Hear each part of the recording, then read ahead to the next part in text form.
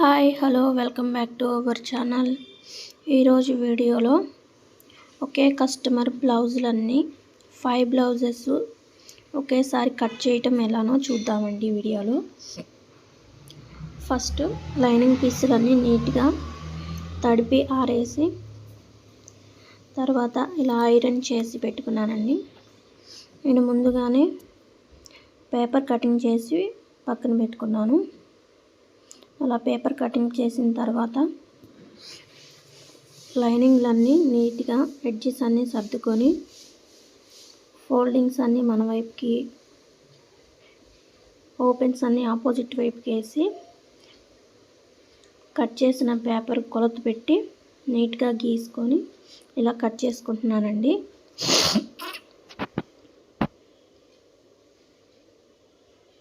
ఇక్కడ చూపిస్తున్నట్టు ఇలా చక్కగా నీట్గా కట్ చేసుకోవాలి. 5 క్లాత్స్ సరిగ్గా కట్ అయ్యేలాగా చూసుకుంటూ కట్ చేసుకోవాలండి. చూపిస్తున్నట్టు ఫస్ట్ బ్యాక్, నెక్స్ట్ ఫ్రంట్ నీట్గా కట్ చేసుకొని పక్కన పెట్టుకోవాలండి. తర్వాత హ్యాండ్ కట్ చేసుకున్నామండి. ఇక్కడ హ్యాండ్స్కి 5 బ్లౌజ్కి 3 బ్లౌజ్కి ఒక మోడల్ పెట్టమన్నారు, 2 బ్లౌజెస్కి ఒక మోడల్ పెట్టమన్నారండి.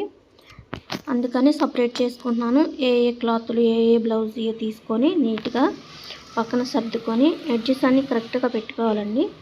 ఎక్స్ట్రా ఏమైనా ఉంటే కట్ చేసుకొని నీట్గా సర్దుకొని పెట్టుకోవాలండి. ఇక్కడ చూపిస్తున్నట్టు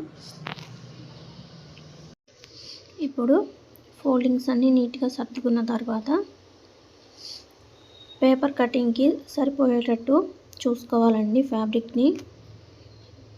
ఇప్పుడు 2 సైడ్స్కి మడత వేసుకుంటాం కదా, బ్లౌజ్కి కరెక్ట్గా సరిపోయిందో లేదో ఎడ్జెస్ చూసుకొని మనకి ఖర్చులు అనేవి ఒక పక్కకు వచ్చేటట్టు చూసుకోవాలండి. ఇలా పెడితే 2 పక్కలకి ఎక్స్ట్రా ఖర్చు పడుద్ది. ఇప్పుడు మనం నీట్గా సర్దుకొని దాన్ని ఒక పక్కకు వచ్చేటట్టు చూసుకోవాలి. ఇక్కడ చూపిస్తున్నట్టు 1 సైడ్కి వచ్చిందండి. కానీ ఫ్యాబ్రిక్ ఇప్పటికే 2 ఫోల్డింగ్ మీద ఉంది కాబట్టి ఇంకా లావుగా అవుతుంది. అందుకని ఇలా పేపర్ పెట్టి నీట్గా చాక్ పీస్తో 2 సైడ్స్ గీసుకుంటానండి నేను. ఇప్పుడు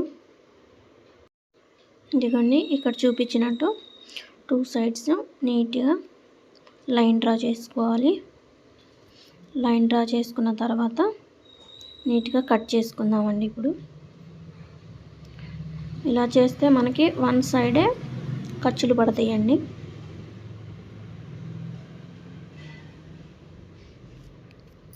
మొత్తం నీట్గా కట్ చేసుకోవాలి.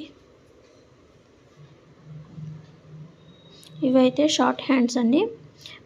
2 క్లాత్లకేమో పఫ్ పెట్టమన్నారండి. పఫ్కి సపరేట్గా 2 బ్లౌజులు కట్ చేస్తాను. ఇవి ఖర్చుల కోసం కట్ చేసుకుంటున్నానండి పీసులు.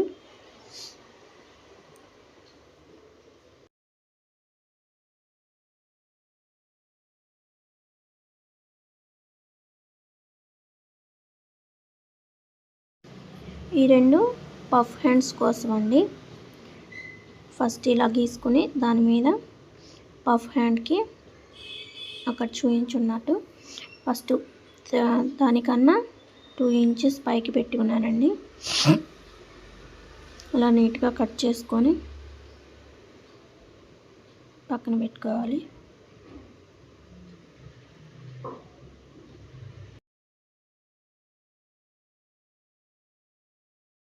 ఇప్పుడు ఖర్చుల కోసం కూడా సపరేట్ పీసెస్ కట్ చేసుకున్నానండి. ఇప్పుడు షేప్ బెల్ట్ కట్ చేసుకుందాము. ముందుగానే కట్ చేసి పెట్టుకున్న పేపర్ కటింగ్ని ఫ్యాబ్రిక్ మీద పెట్టి ఇలా చాక్ పీస్తో గీసుకొని కట్ చేసి పక్కన పెట్టుకున్నానండి.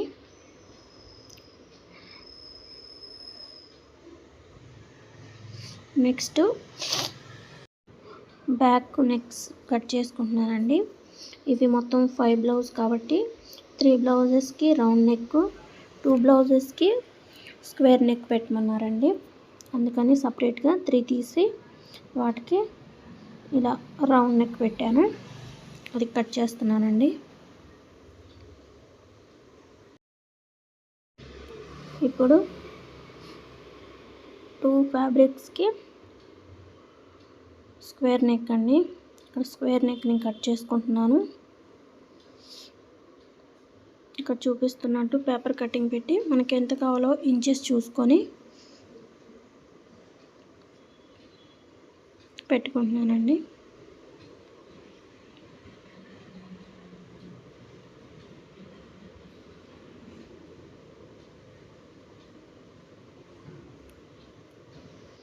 చూసారు కదండి, 5 బ్లౌజులు సపరేట్గా నీట్గా కట్ చేసి పెట్టుకున్నానండి. ఈ వీడియో మీకు నచ్చినట్లయితే లైక్ చేసి, షేర్ చేసి, సబ్స్క్రైబ్ చేసుకోండి. Thanks for watching my video.